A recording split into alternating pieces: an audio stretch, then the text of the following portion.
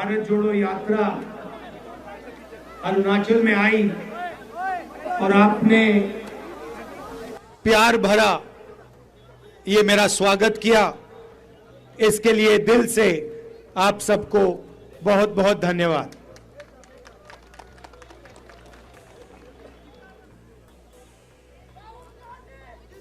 पिछले साल हमने भारत जोड़ो यात्रा की। कन्याकुमारी से लेकर कश्मीर तक 4000 किलोमीटर हम चले। काफी लोगों ने हमसे पूछा कि 4000 किलोमीटर हम क्यों चल रहे हैं।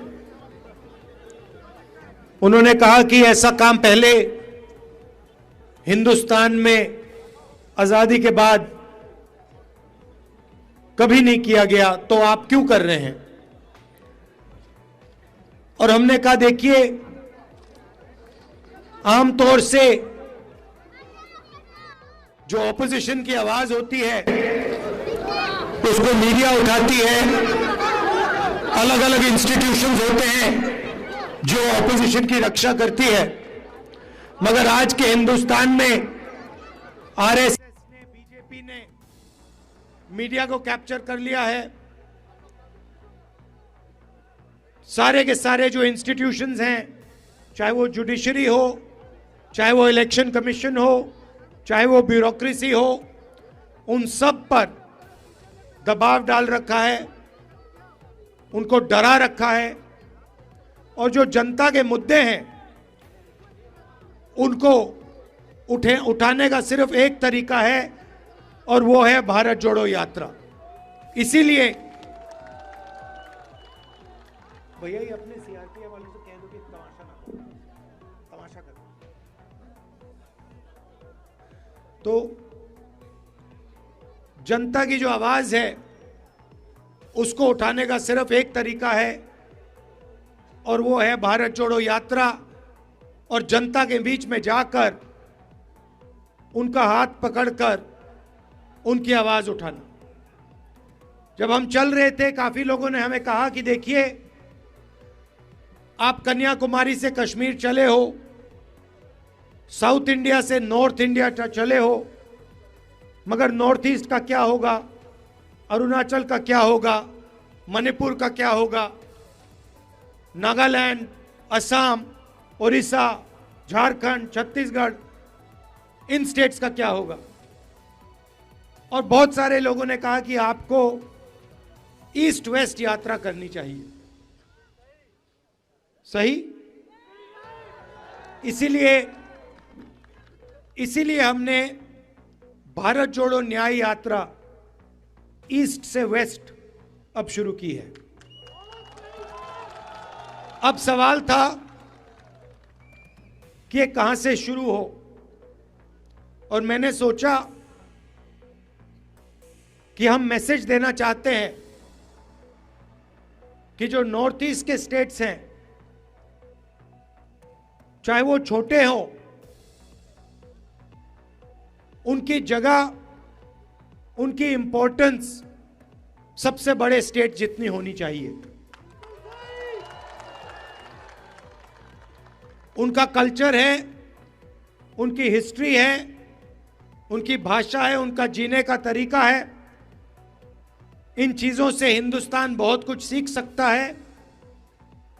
इसीलिए हमने निर्णय लिया कि नॉर्थ ईस्ट से हम शुरू करेंगे, और क्योंकि बीजेपी और आरएसएस की विचारधारा ने मणिपुर को जला दिया है, वहां पे सिविल वॉर करवा दी है, इसलिए हमने निर्णय लिया कि हम मणिपुर में ये यात्रा शुरू करेंगे, क्योंकि हमारी लड़ाई बीजेपी और आरएसएस की विचारधारा के खिलाफ है, के साथ, के अगेंस्ट है।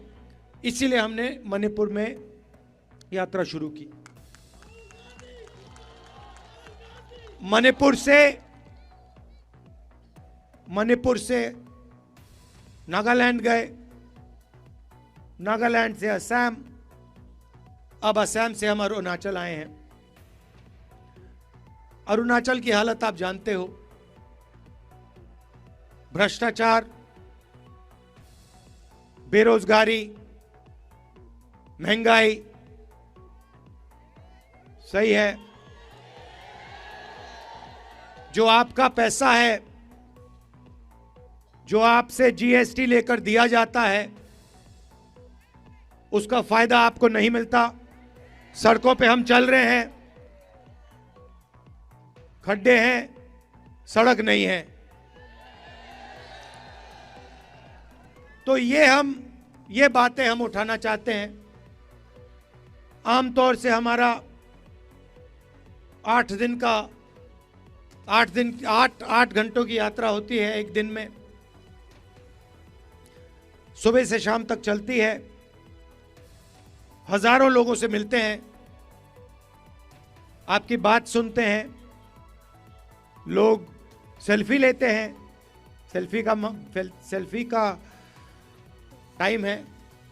तो 8 घंटों के बाद शाम को हम आपके साथ ऐसे 15 मिनट भाषण करते हैं। हमारा लक्ष्य, जो आपके सामने कठिनाइयां हैं, जो आपके साथ अन्याय किया जा रहा है, जो आपके दिल में है, उसको सुनने का है और उसको उठाने का है और पार्लियामेंट में रखने का है और बाकी देश को उसके बारे में बताने का है।